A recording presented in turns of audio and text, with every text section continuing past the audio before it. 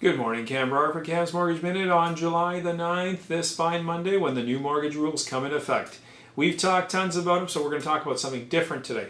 Today I'm going to talk to you about renting out your house or renting a suite within your house.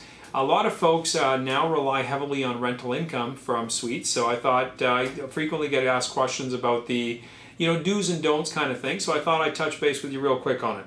First off, if you're thinking of renting a suite in your house, consider your privacy. That's right. If you have tenants, and let's say you have a nice backyard, they're going to want to use it. So be mindful that you may come to the backyard, somebody else might be barbecuing out there, or perhaps in this fine weather skinny dipping or bathing nude or something. I don't know.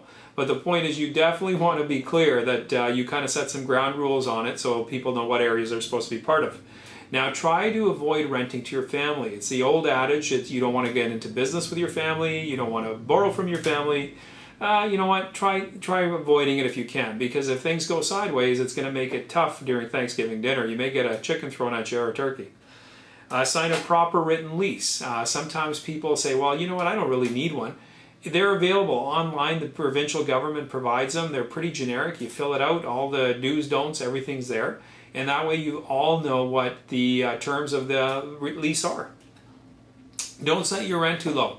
Sometimes what some folks do is they make their rent super duper low, and that doesn't always attract the best clients. Sometimes the only people that attracts is people that are looking for a bargain, and they may not be the ones you want. By the flip side, you don't want to have an obscene high rent either, because you're going to be turning over tenants left, right, and center.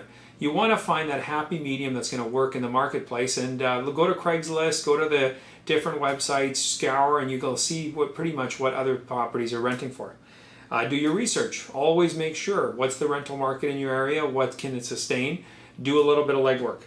The other thing you need to do is tell your home insurance company if you have tenants, because it definitely affects your home insurance, and unfortunately sometimes people forget to tell them of this, and it could potentially void your policy if something is caused by the tenant. So you definitely want to be sure of that.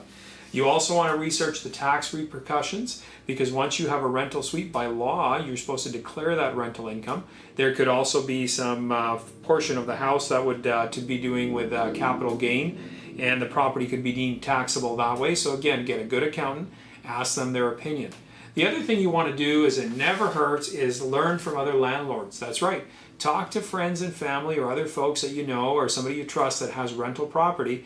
Ask them what they've gone through, the pits, the pros, the cons. I'm sure you can even find website forums these days that'll have that stuff online.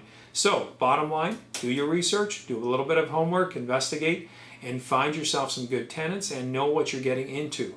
Because that mortgage helper can go a long way towards paying down your mortgage, but you also want to make sure that it doesn't turn into a nightmare. Anyway, it's been Cam for Cam's Mortgage Minute, and I will see you tomorrow.